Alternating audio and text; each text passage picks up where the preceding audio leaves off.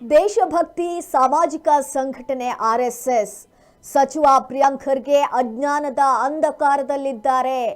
ಬೆದರಿಕೆ ಹಾಕುವಂತ ಕೆಲಸವನ್ನ ಆರ್ಎಸ್ಎಸ್ ಸಂಘಟನೆ ಮಾಡುವುದಿಲ್ಲ.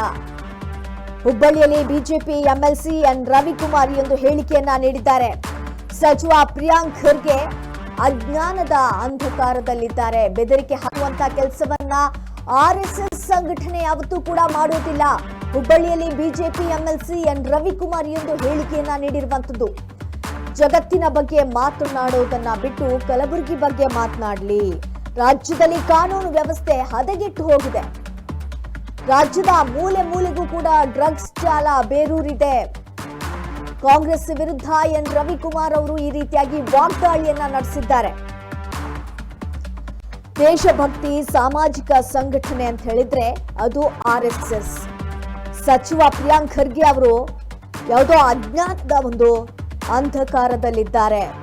ಬೆದರಿಕೆ ಹಾಕುವಂತ ಕೆಲಸವನ್ನ ಆರ್ಎಸ್ಎಸ್ ಯಾವತ್ತೂ ಕೂಡ ಮಾಡೋದಿಲ್ಲ. ಜಗತ್ತಿನ ಬಗ್ಗೆ ಮಾತನಾಡೋದನ್ನ ಬಿಟ್ಟು ಕಲಬುರಗಿ ಬಗ್ಗೆ ಮಾತನಾಡಲಿ. ಸ್ವಲ್ಪ ರಾಜ್ಯದಲ್ಲಿ ಕಾನೂನು ವ್ಯವಸ್ಥೆ ಕೂಡ ಹದಗೆಟ್ಟು ಹೋಗಿದೆ. ಹಾಗೆ ರಾಜ್ಯದ ಮೂಲೆ ಮೂಲೆಗೂ ಕೂಡ ಡ್ರಗ್ಸ್ ಜಾಲ ಬೇರೂರು ಬಿಟ್ಟಿದೆ. ಅದರ ಬಗ್ಗೆ ಸ್ವಲ್ಪ ನೋಡ್ಕೊಳ್ಳಿ ಅನ್ನುವಂತ ಒಂದು ವಾಗ್ದಾಳಿಯನ್ನ ಹುಬ್ಬಳ್ಳಿಯಲ್ಲಿ ಬಿಜೆಪಿ ಎಂಎಲ್ಸಿ ಎನ್ ರವಿಕುಮಾರ್ ಅವರು ಮಾಡಿರುವಂತದ್ದು.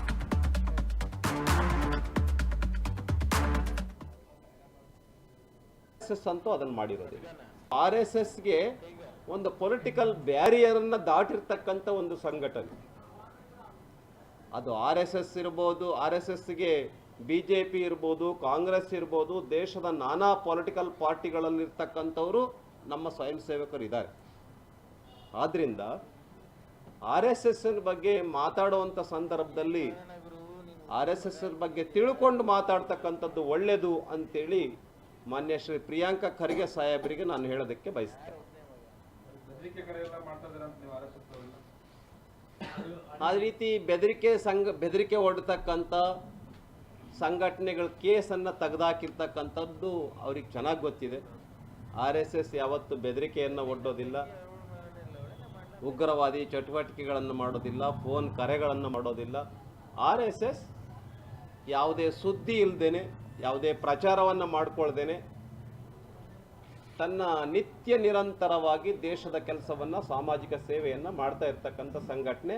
ಆ ರೀತಿ ಫೋನ್ ಕರೆಯನ್ನು ಮಾಡಿ ಎದುರಿಸೋದು ಈ ಥರದ್ದೆಲ್ಲ ಆರ್ಎಸ್ಎಸ್ ಮಾಡೋದಿಲ್ಲ. ಅದಿನ್ಯಾರು ಮಾಡಿದ್ರೆ ಅದ್ರ ಬಗ್ಗೆ ಅವ್ರು ತಿಳ್ಕೊಳ್ಬೇಕು. ಆರ್ಎಸ್ಎಸ್ ಅಂತೂ ಅದನ್ನು ಮಾಡಿರೋದಿಲ್ಲ.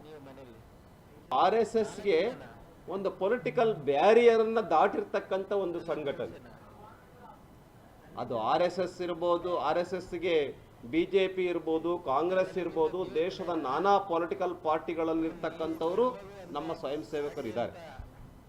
ಆದ್ರಿಂದ ಆರ್ಎಸ್ಎಸ್ ಬಗ್ಗೆ ಮಾತಾಡುವಂಥ ಸಂದರ್ಭದಲ್ಲಿ ಆರ್ಎಸ್ಎಸ್ ಬಗ್ಗೆ ತಿಳ್ಕೊಂಡು ಮಾತಾಡ್ತಕ್ಕಂಥದ್ದು ಒಳ್ಳೆಯದು ಅಂತೇಳಿ ಮಾನ್ಯ ಶ್ರೀ ಪ್ರಿಯಾಂಕ ಖರ್ಗೆ ಸಾಹೇಬರಿಗೆ ನಾನು ಹೇಳೋದಕ್ಕೆ ಬಯಸ್ತೇನೆ.